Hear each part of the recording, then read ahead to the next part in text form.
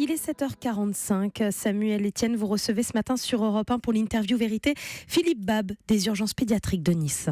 Bonjour Philippe Bab, vous êtes le chef de service adjoint des urgences de la Fondation pédiatrique Lanval à Nice, fondation qui se trouve juste à côté de la promenade des Anglais, et vous avez vécu au plus près cette tragédie de Nice. Le 14 juillet, docteur, vous n'étiez pas de garde, on vous a appelé à minuit et là, vous vous retrouvez dans une véritable situation de guerre. Je suis arrivé, les renforts étaient déjà sur place, Oui. c'est-à-dire que le plan blanc avait fonctionné. Et la première vague, qui elle est arrivée immédiatement, puisque effectivement on était l'hôpital de proximité. La première victime est arrivée à 22h40. Les deux pédiatres sur site, l'anesthésiste de garde et le réanimateur de garde, ce qui est l'équipe habituelle en service courant. Combien de patients vous avez reçus au cours de cette nuit ? Alors on en a reçu 40. Oui. 40 correspondants aux victimes de l'attentat. On a eu 9 adultes, ce qui nous a effectivement mis en difficulté puisqu'on est un hôpital pédiatrique, un service d'urgence exclusivement pédiatrique. On a eu à gérer des situations auxquelles on n'est pas habitué à être confronté. Je parlais d'une véritable situation de guerre. Est-ce que les mots sont bien choisis ? Comment vous avez vécu, vous, professionnellement, humainement, cette nuit ? Alors vous savez, sur le moment, effectivement, c'était le chaos puisque recevoir autant de patients sur un temps très court avec autant de polytraumatisme, c'est une situation exceptionnelle. Mais dans l'action, il y a une dissociation, c'est-à-dire que là, le technicien prend le pas sur l'homme.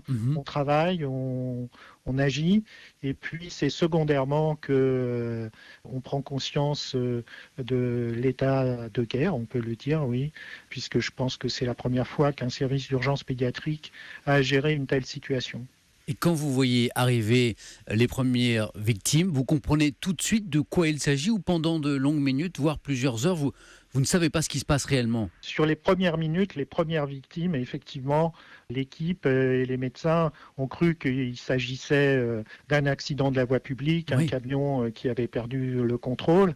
Ils n'ont pas tout de suite assimilé ça à un attentat, un acte de folie, mais très rapidement, devant l'arrivée d'autres victimes, tout de suite ils ont compris qu'on était en face d'une situation exceptionnelle et d'une situation d'attentat, parce qu'il faut savoir tout de même qu'on était en alerte, on avait tous dans notre tête quelque part le risque d'un attentat depuis de nombreuses semaines, et qu'on avait fait une préparation à ce genre de situation et que très vite le lien a été fait, raison pour laquelle on a déclenché le plan blanc. Mais justement, et vous venez de l'indiquer, le personnel médical de votre fondation avait été formé aux conséquences d'un attentat, s'y est préparé, mais je suppose d'un attentat à l'explosif ou aux armes à feu, pas avec cette arme par procuration qui est devenue ce camion. Exactement.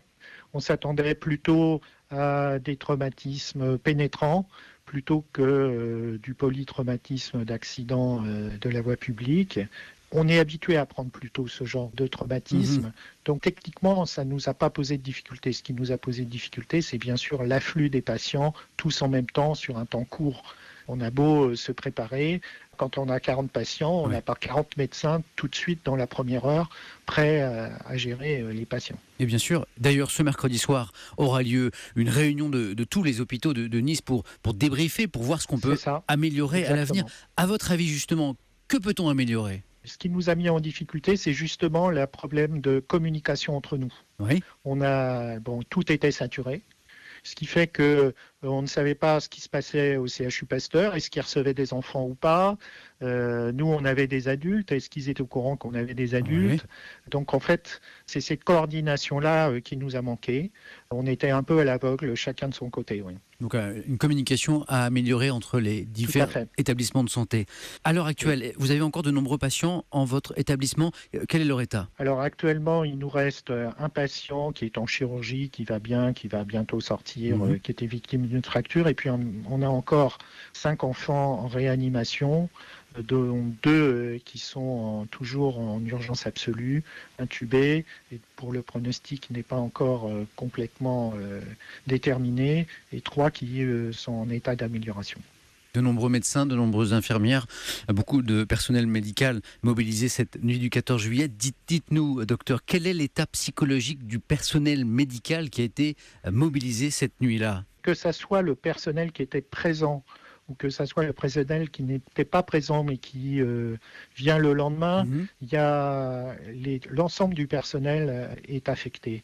La situation et la gestion du post-attentat est quelque chose de complexe. Oui. Et on a effectivement nos équipes qui étaient là sur place qui maintenant prennent conscience et pour un certain nombre ont besoin de soutien psychologique. Moi, je suis là depuis jeudi, je suis là tous les jours pour soutenir les équipes, pour qu'on en discute, qu'on en parle, pour que les gens puissent verbaliser ce qu'ils ont vécu, pour que le chaos ne s'inquiste pas au niveau de l'âme. Hein, c'est quelque chose, parce que c'est vraiment des situations auxquelles ils n'ont été jamais confrontés. Pourtant, on parle de professionnels de santé qui sont confrontés au quotidien, aux blessures, à la douleur et à la mort. Mais là, on est au-delà. Oui, parce que on n'est pas dans la fatalité, là. On est dans l'inexplicable. Forcément, on se sent atteint et perturbé. Les soignants ont une conscience et ils essayent de comprendre maintenant au niveau humain pourquoi, comment. Et c'est vrai que c'est très difficile. On a toujours l'impression qu'on ne fait pas assez. Alors que je peux vous assurer que l'équipe a été d'une exceptionnelle efficacité. On a fait le maximum.